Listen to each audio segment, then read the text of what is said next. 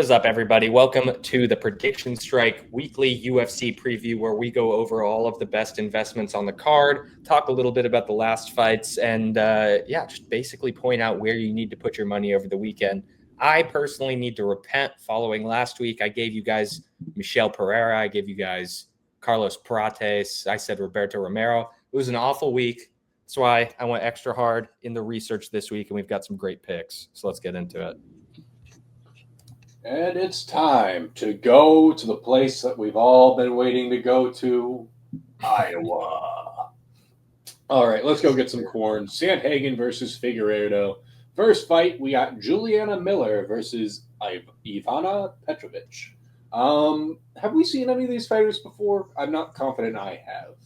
You, I think, have seen Ivana Petrovic, maybe not Juliana Miller. Okay. But yeah, that's because Juliana has 6 pro fights, 3-3 record overall, TUF champion, very aggressive, not insanely skilled, but applies pressure consistently, decent grappler, definitely sloppy on the feet, but also has some power behind her hands. Definitely inexperienced with that 6 total fights, not the most skilled fighter ever, but has a lot of heart. I don't really think she knows what to do when she gets to the ground. Kind of just instinctual fighting. Ivana Petrovic, well-rounded, a lot more well-rounded skill-wise than I would say Juliana Miller is. Neither of them are very good or skilled, though. Ivana's mostly a grappler with solid wrestling, applies good pressure too, decent BJJ. Mostly looks to work you to the cage and get you down from there, and then she'll actually look for a sub when she gets in the ground before she tries to get control. Coming off a split decision loss to Jamie Lynn Horth, where she definitely looked sloppy, had her moments though. I'm going to go with Ivana here. Juliana Miller, I haven't really seen anything too promising from her. Neither are great, but Ivana, I think, has probably the slightly better skill set, is a bit tougher. I think she should win. Yeah, I think if she can handle herself grappling, then this one should point towards her in a decision. Just feels like if she can kind of just stall it out and point out some rounds, it's going to be hard to come back. So rocking with the grappler as well. Let's go.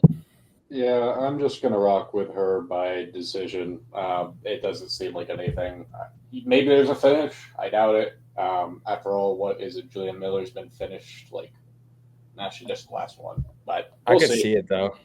It wouldn't be the craziest women's fight to go inside the distance, I think. Like, Ivana looks for subs on the ground. Juliana is kind of just like zero technique, all like aggression. So I could see it going inside the distance. I'm curious to see what those odds will be like.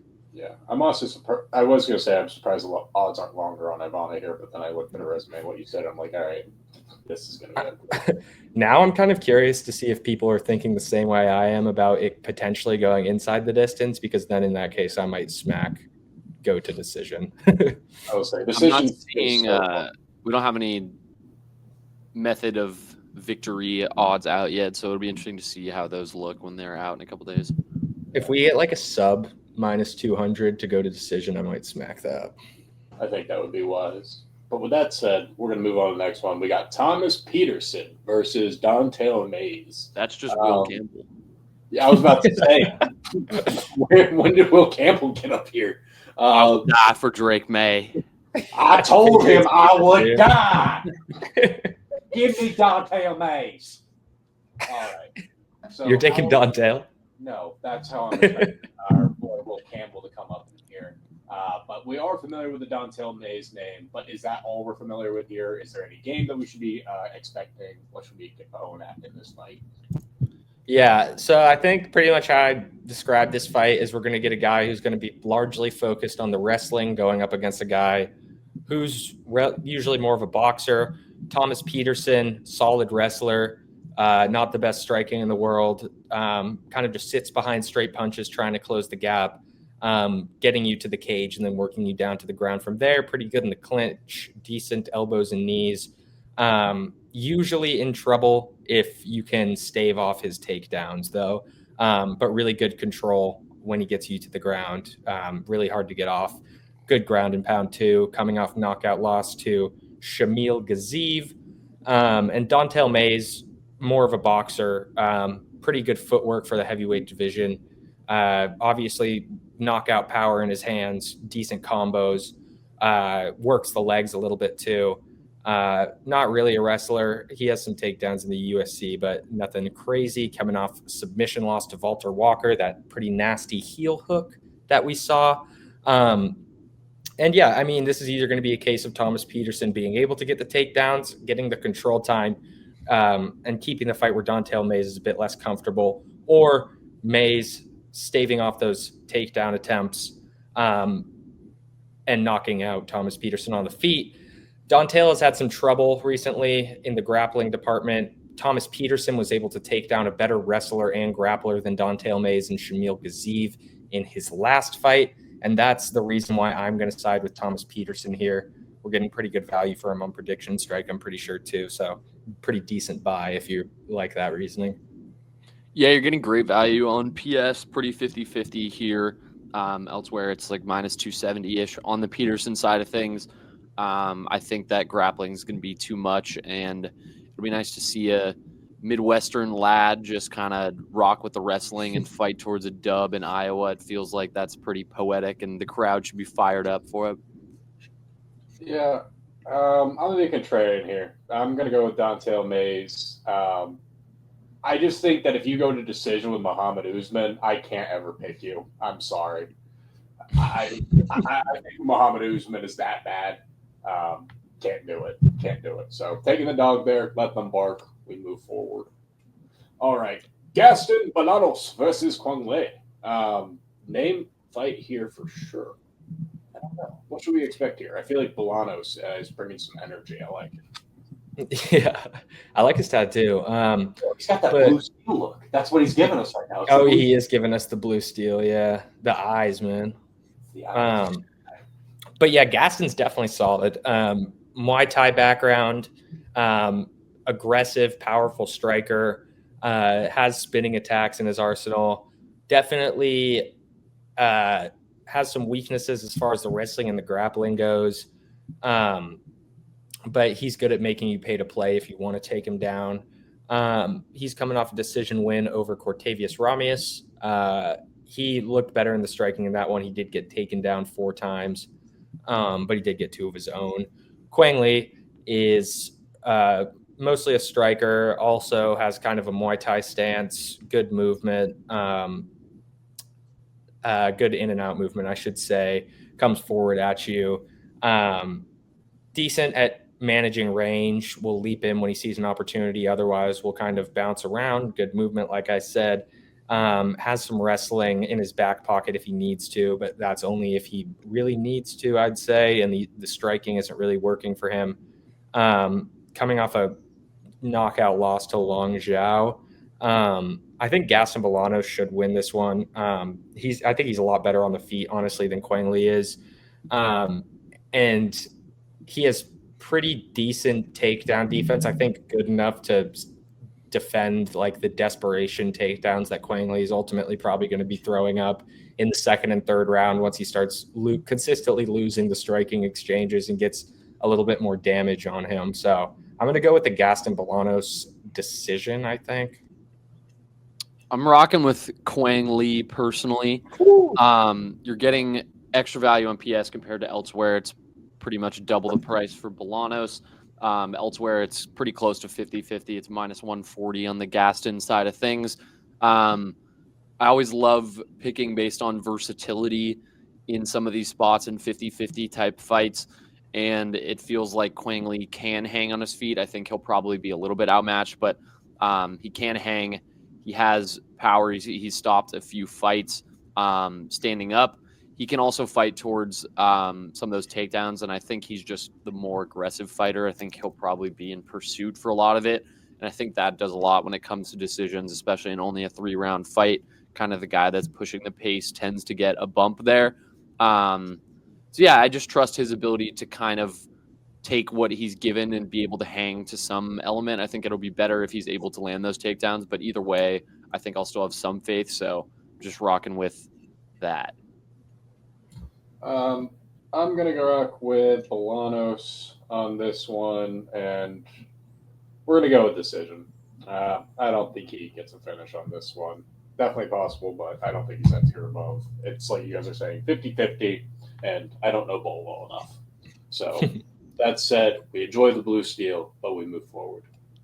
All right. Quang Bang Lee. Rodriguez versus Jillian Robertson. My apologies. I want to say Jillian Robertson is a up and coming kind of contender type prospect, or at least that's the way I want to say she's been at least built up so far. But correct me if I'm wrong, and we'll walk us through what we should know about this fight. Yeah, I'd say Jillian's good. Oh, what's up? Yeah, she's a massive favorite. She's definitely, I don't want to say a prospect just because she's been around for a minute at this point, but definitely more of a prospect than Marina is, who's I'd say a little bit more of a journeyman at this point. She was really good a while ago. Good boxer, powerful striker, pretty technical too. Just not great takedown defense or grappling at all, really. Good length though, rangy, manages range well on the feet. Can finish you with her striking. Also, obviously, can get to a decision. Plenty of cardio, coming off split decision loss to Yasmin Lucindo, who I actually think is pretty decent, where her takedown defense just ultimately failed her. Jillian, just basically a all-out wrestler, grappler, averages about 3 takedowns a fight. Ton of subs on her record, most finishes in this division, I believe. I mean, like, terrible on the feet, though. If you have good takedown defense, you're usually able to beat her, and if you're reasonably good on the feet. But Marina Rodriguez, I just don't think has enough on the defensive side to defend the takedowns here. Jillian will ultimately be able to get her down, where she has great control. In the Luana Pinheiro fight, she had 5 takedowns, 8 minutes of control. I think they should be good enough here to get a decision win over Marina. Yeah, I'm rocking with Robertson as well. I think could fight towards a submission, but just the pace and the pressure of the wrestling, I think, is going to be too much in this one. Yeah, I don't see really a world where Robertson loses this fight. It feels like Marina doesn't really have that X factor that she would need in order to kind of pull off an upset here. She doesn't really do well with a ton of pressure, and she's not going to apply it herself. So unless she lands like huge strikes, it's going to be tough to outpoint the fighter that's really coming forward a lot more. So rocking with Robertson. Such good value on her too. Yeah. Yeah. Robertson decision. Don't overthink it. Would not be surprised if she pushes for it. This could be a sub spot for you, Wells. I don't need to bring you back to your old ways, but we're trying to be just have 9 submissions. She does have active getting takedowns. You know, it could happen. We're going to leave it at decision for now. I like the idea of the submission here, but Marina hasn't been sub just yet, but who knows? Maybe a first this weekend. Perfect time for you to download PredictionStrike and take that value on Jillian Robertson, though. Make sure you subscribe as well if you've gotten to this point as well. Tell Jackson what you love about his mustache. Grant, what's your favorite soccer club? And yeah, with that said, we'll move on to the next fight. We got Ryan Loader, because I can't speak English, versus Azamat Bekov. I want to say Azamat is somebody we were talking about before at one point or another, but I could be wrong. Yeah, Azamat definitely, I would say, has a decent bit of hype behind him. He's a pretty well-rounded guy. Powerful striker, good takedown, solid takedown defense too. BJJ, just a really well-rounded guy. Not the most technical guy on the feet or the most explosive, I would say, but he's super powerful, big, heavy hands. Takedowns are big too. Kind of small, like size-wise, but he moves forward, gets in your face, plenty of cardio for 3 rounds. Coming off a finish over Zach Reese in his debut. Ryan Loader, Division I wrestler, Ultimate Fighter champion. Pretty much goes all in on the wrestling, might size you up a bit with the striking, but doesn't really entertain it too much. He'll wait for you to try to do something on the feet and then make you pay for it, kind of waiting for you on the counter offensive. Really good control on the ground, usually looking to just garner control rather than looking to finish you. Pretty much does exactly what you'd expect a D1 wrestler to do, brought that over to MMA really nicely. Not amazing anywhere else, though. I think Azamat probably wins pretty comfortably here. Azamat should be the more explosive, like the one on the front foot this entire fight. Ryan Loder tends to be a pretty cautious dude and kind of waits for his openings, sometimes at a fault for too long. And I think that might be exactly what we see here. And Azamat is, I'd say, a little better in the striking department too. Yeah, I'm taking a stab at Azamat by sub in this one. I think that this is probably the best value of the card as well. You're getting a minus 380 favorite at pretty significant underdog prices here on PS. I think that Loder's probably going to rely on that wrestling, and it might hold up for a round or so. But I think if he shoots one of those takedowns and is just a little lackluster with it and is trying to fight for submission on his own, I think that Azamat could find himself in a situation where he can leverage it and turn that into a submission opportunity of his own. And I think he's probably comfortable being on the ground for some of this fight because he knows he has that in his back pocket kind of. He's had plenty of subs in his career so far and is just a more experienced mixed martial artist. Even with the age gap there, he's just been training MMA for far longer than Loder has. Loder kind of made that late switch that we've seen a lot of these wrestlers make. So I'm going to take Azamat by sub. I wonder what the odds are going to be on that. I feel like a lot of people might have similar logic, but we'll see. Yeah, I'm just going to rock with Azamat by decision. I just don't think the first person they fought each was anything impressive. But I like what you're talking about with the actual longer term of MMA experience pushing towards that sub. Makes a lot of sense.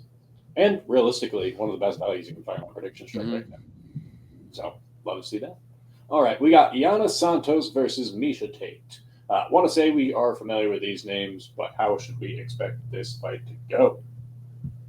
Yeah, I'd say we're pretty familiar. I'd say you'd probably be more familiar with Miesha Tate, who's been in the UFC for what seems like forever now.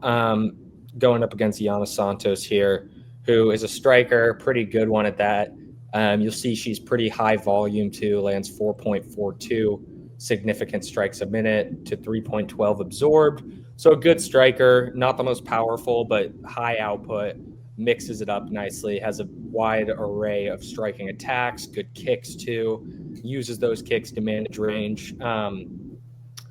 Offensive wrestling can be there sometimes, 53% takedown accuracy and only 0.97 takedowns on average. So she has it in her back pocket for sure. It's not really her first path to victory, though, at all. Usually is never. And she is coming off a win over Chelsea Chandler, who it looks to be like an absolute bum based on her fight this weekend. But so I don't put too much stock in that fight or that win. Miesha, former bantamweight champion, pretty good striker, not amazing. Definitely will entertain it. Prefers to be on the ground wrestling, grappling. Very inactive these days. Last fight was in 2023. It was a submission win over Julia Avila. And even though it was Chelsea Chandler in her last fight, Yana looked really good to me. The striking was there. The speed was there. So I'm going to go with Yana, I think. Miesha, old, pretty one-dimensional at this point in her career. Striking never really seems to improve. Yana has kickboxing experience. That's what she transitioned to MMA from. If Miesha can't get the takedowns, you'll notice she only has 31% takedown accuracy too. I think there's a good likelihood that she looks kind of helpless on the feet against Yana, who's so high output, has that kickboxing experience. So I'm going to go with Yana Santos in this one. Yeah, I think that makes a lot of sense. I just can trust Miesha a tad more with the experience and everything. Obviously, he's been in high-level fights a ton, and I do think the advantage on the mat is pretty significant. I understand that the takedown accuracy isn't crazy, but if she shoots enough of them and can kind of stall a round and a half or something, that should be enough to just kind of outpoint a short fight here. So kind of just going to rock with that. Somewhat low confidence compared to the rest of the card, but it's what I got. Yeah, I'm going to go with the Yana Santos side here by decision. Both these girls, I think, are just completely past it. But the fact that Tate hasn't fought in 2 years, essentially, at minimum, Not a fan of that. I will say, last time she took a longer layoff, she did come back and get a knockout win. So considering what we did see with Chelsea Chandler this past weekend, I would say that is 100% live for Yana Santos to get knocked out. But I'm going to go with Santos by decision here. With that said, we move on to Jeremy Stephens versus Mason Jones. Yeah, these guys, I don't know what to say. Yeah, that would make sense, Wells, because both of these guys are coming back from being cut from the UFC. Both of them have had, Mason Jones has had a nice string of regional wins. Jeremy Stephens has had a nice string of wins in bare knuckle FC.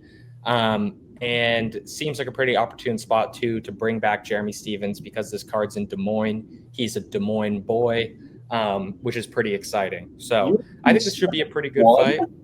What's up? UFC 71? Yeah, bro. He's been around forever. Who the fuck is that guy? Yeah, bro. I'm hyped for the return. It's gonna be fun. He's the guy that Connor said that to, so he's been around a minute. Yeah. He's that makes so much sense because I'm wondering who the fuck that guy is. Yeah. But yeah, the Iowa boy. Both cut and returned. Jeremy was in the UFC for a long while. Had some wins, then dropped 5 fights in a row, got cut, went to the PFL, didn't look great in the PFL, then went to Bare Knuckle FC where he's put together some wins. And he's mostly a striker, obviously very experienced, pretty well-rounded. He can take you down. Tons of power in his hands, looks for knockouts, definitely at this point in his career too. When he's just kind of on the back end of it, he's looking for, highlight fights to give the people a good time. And that's especially what I imagine he's going to be trying to do in his home city of Des Moines here, is putting on a show for them. Mason Jones, well-rounded guy, good striker, good boxing, good takedowns, 80% takedown defense. Don't know how, he's probably going to have to worry about that a couple times with Jeremy Stephens, but he's not exactly a wrestler extraordinaire. And he's good too. When he does get taken down, he can get up pretty easily. Averages 3 of his own takedowns a fight. Coming off, like I said, a nice win streak. Believe it was 4 wins on the regional scene, which got him his renewed contract in the UFC. Jeremy Stephens 3-0 on his BKFC run. Jeremy's live for a knockout. He's going to put on a show. He's going to be throwing absolute haymakers. Well, not haymakers, but he's going to be throwing big, throwing bombs.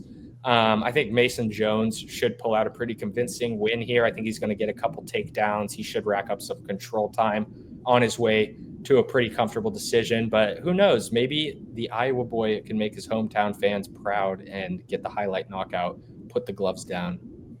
Or maybe not put the gloves down because he just came back. But yeah, the return to the home city is pretty sweet.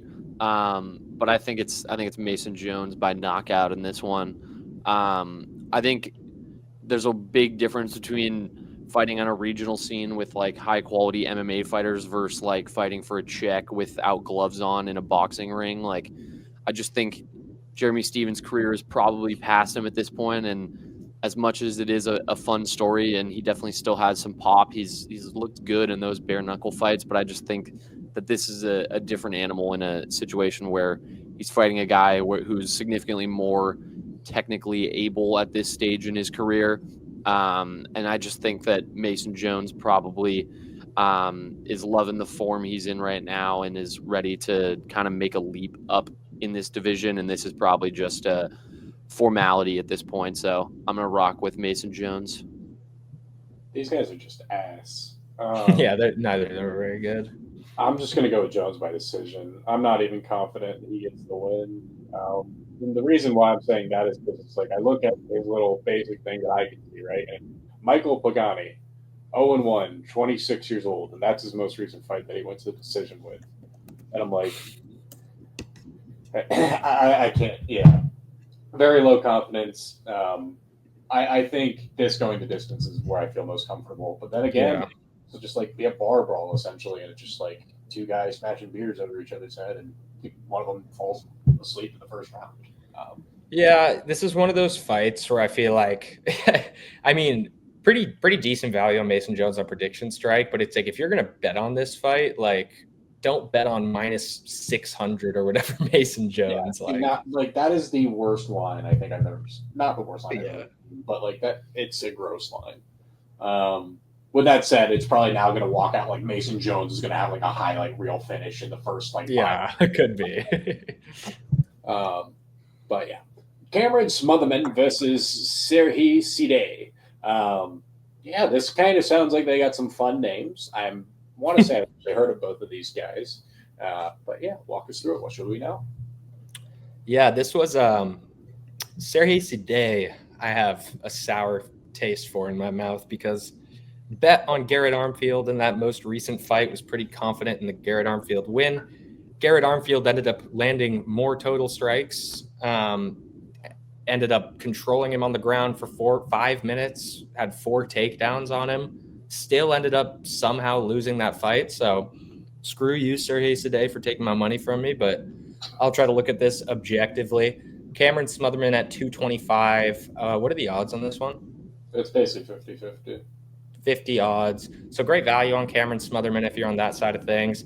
Cam is coming off a short notice step up win where he looked great in his debut, or to get the contract, sorry. And definitely a good striker, some power, very technical, accurate, patient, good movement, manages range well, okay takedown defense, I would say. Not great, though. Nothing really to offer on the ground. He can grapple a little bit, but he's not looking to take it there. And he's coming off a short notice win over Jake Hadley, little guy Jake Hadley. And Serhii Sidey, very long guy for this division, I would say, 5'11" with 72-inch reach. He can definitely grapple as well, powerful too. Doesn't use his long arms or range as well on the feet as you would kind of expect to do. That's long to do. Definitely implements it in his grappling, though, uses his long limbs to wrap you up. But he kind of more fights in the clinch on the feet. Like, he'll come at you, kind of stays in your face, throwing big. Definitely has power, though, with those long arms. And he can be taken down pretty easily, I would say. You'll see the listed takedown defense is 20%. But he does have okay BJJ when he gets taken down and is on his back. His chin is definitely questionable.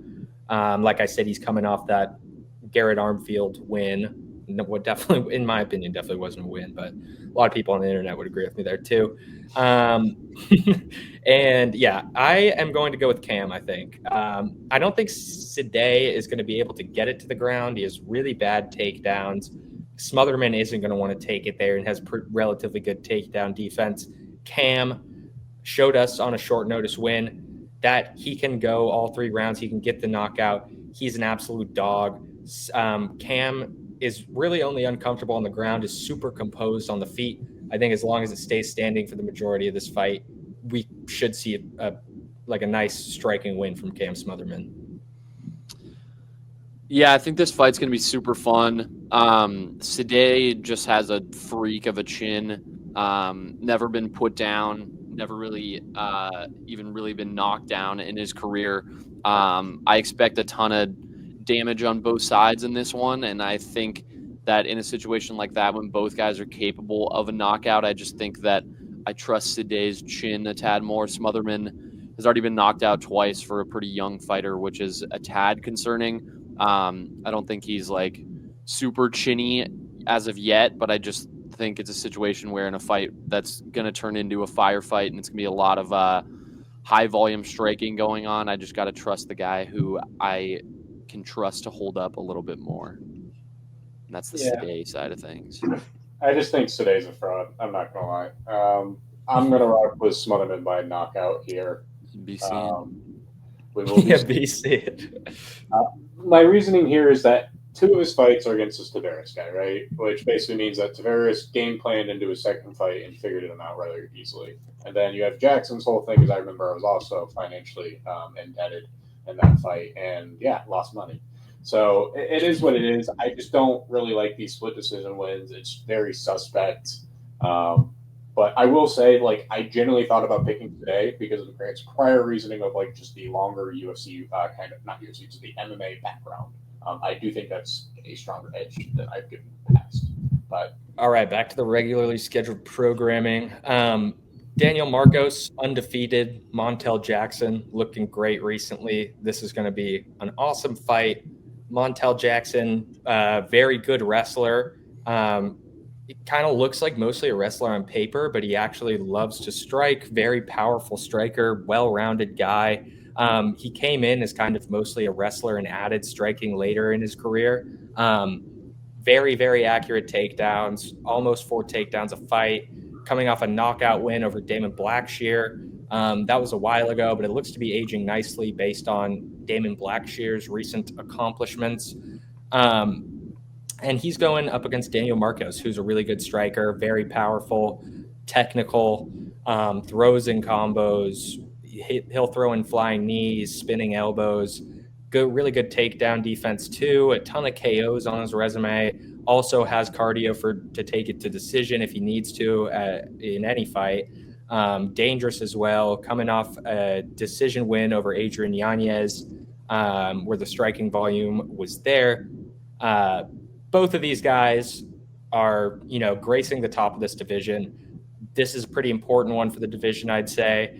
I honestly think Daniel Marcos is going to be able to get it done here. He has very, very good takedown defense, and I know that Montel is a great wrestler, but Montel likes to entertain the striking. It's kind of what he's cited, or he goes towards first in most of his fights, at least most of his recent fights. He's become more and more comfortable with the striking, where I think Marcos is going to have an advantage. And I think if he entertains the striking too long and he wears himself out, those takedowns are going to become kind of desperation takedowns, like not what they would be if he came out firing right away in the first. I think this will probably be a decision win for Daniel Marcos. Daniel can definitely survive sticky spots, big moments that might not be going in his favor and come out on top still. So I'm going with a Daniel Marcos decision. Yeah, I got Montel.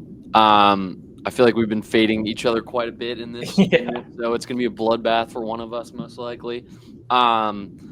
The significant reach advantage, I just think he's been on an absolute heater. I think he's going in with a ton of confidence. He's had 8 KOs across 14 wins.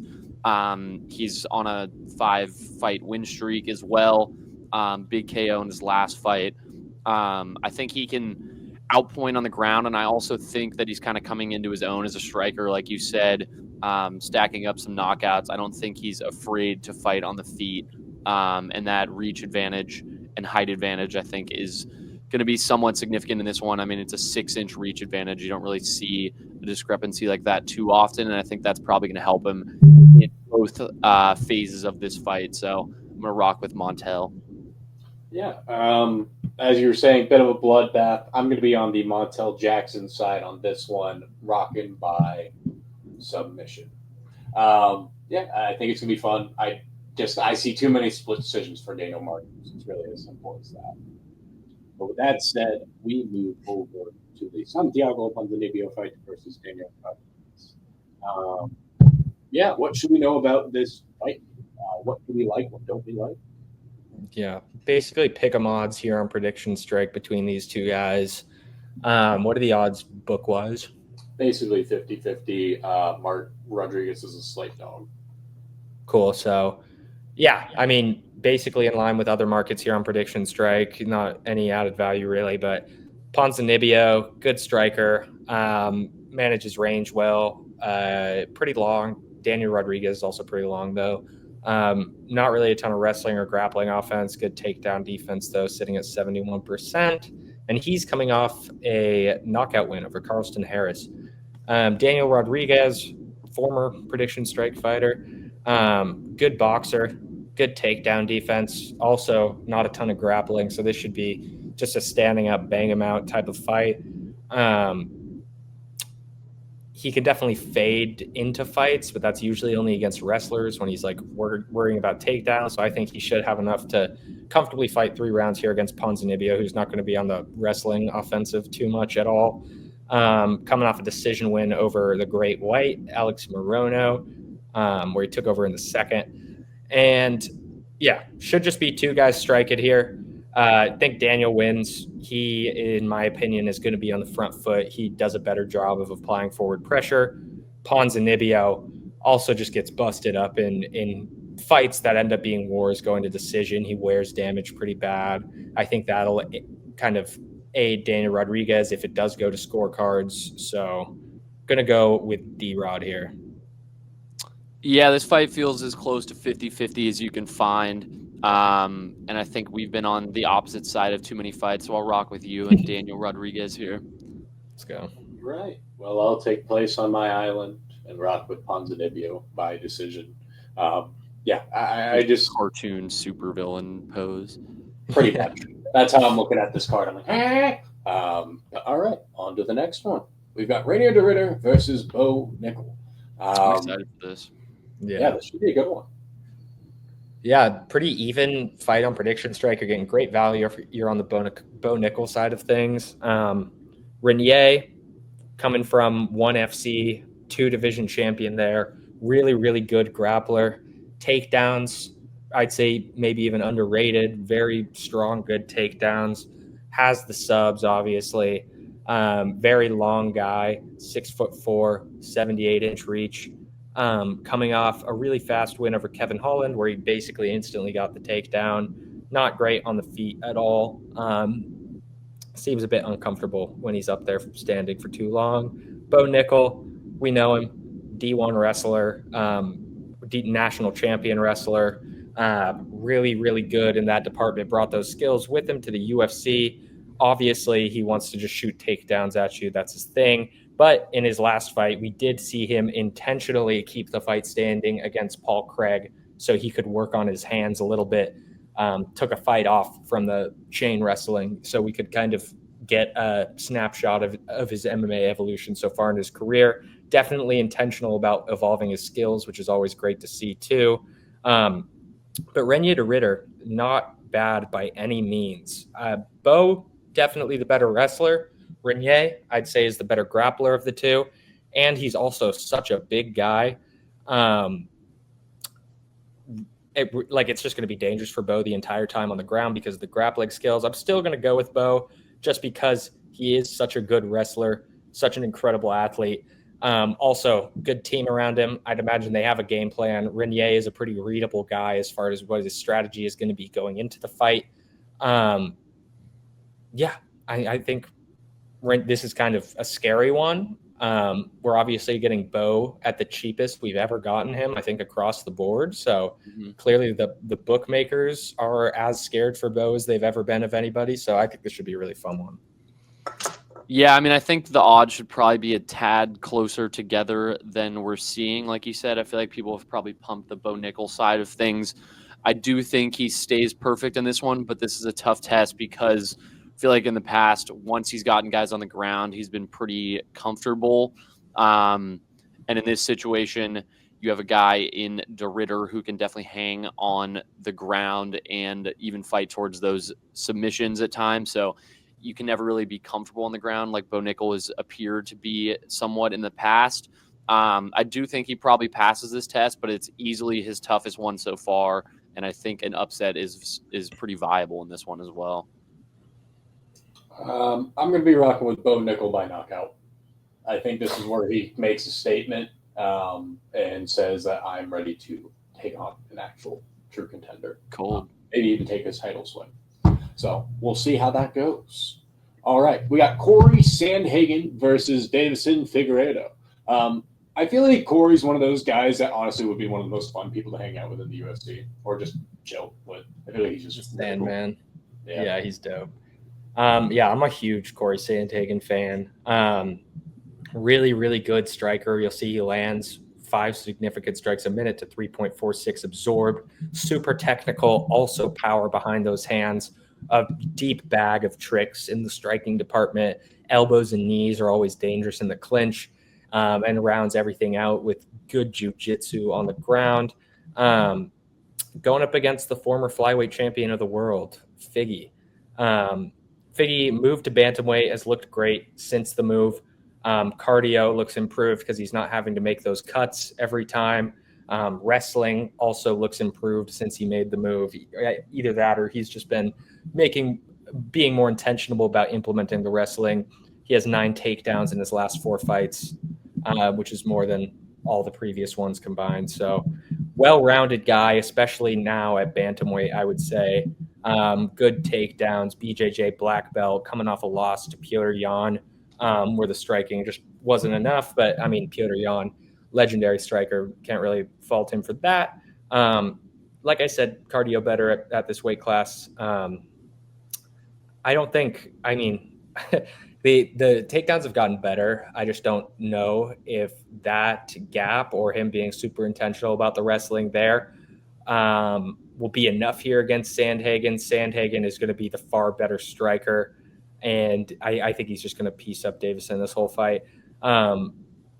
You wouldn't be surprised if Corey even did a little bit of his own offensive wrestling, but I'm going to go with Corey Sandhagen, I think, by decision. Yeah, I mean, I think Sandhagen deserves to be the favorite. I just think this odd discrepancy is probably a tad disrespectful. I think Figueiredo can hold his own. Figueiredo's plus 360. Jesus Christ. That's too long. So I'm going to take a stab at Figueiredo. I've always been a fan of his throughout his career, and I think even some of his recent fights, he's improved from some of those fights we've seen in that Moreno kind of trilogy fight. It felt like he kind of got bogged down there, and has dropped a fight since then as well. But I trust the athlete. He's super explosive, can hang both on the floor and standing up. I think he definitely could get pieced up a tad standing up, but I just think those odds are too far apart. And while I was tempted to take De Ridder in the last fight, I think I need to take one of these underdogs in these 2 fights, and Figueiredo feels like as good of a spot as any to take a stab at one. Yeah. I thought I was going to be alone on an island on this one, but it seems like Grant's already kind of put a little beat here for us. I'm rocking with Deiveson Figueiredo as well. I think to decision. I don't know. It's just the competition is insane. I love Sandhagen. The odds are the way they're lined up that way for a reason. Let's make that very clear. The most likelihood is Sandhagen winning by decision, and how you should also be playing it on PS, by the way, given how our prices are. You're getting a minus 600 favorite in the books at these prices. Come on. But yeah, forget about it. Forget about it. I think that's the last fight we have for this one. It is.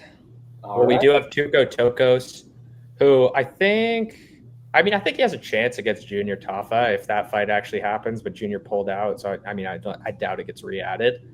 Against Dacus, I think he has probably a better chance than he did against Junior. So we'll see what that looks like. I don't know. Tafa's a fraud. Yeah, I agree. But with that said, let us know down in the comments the previous questions we've asked you, who your pick is for the next Pope. I've got Turks and Erdo are my 2 big guys that I'm leaning on right now. And yeah, subscribe if you haven't already. We're about 40 some odd minutes into this and you haven't subscribed potentially. That's insane. So with that said, appreciate you all. Make sure you subscribe. Do the various tasks that we've asked throughout this video. And until next time, talk to you later. Peace now. Peace.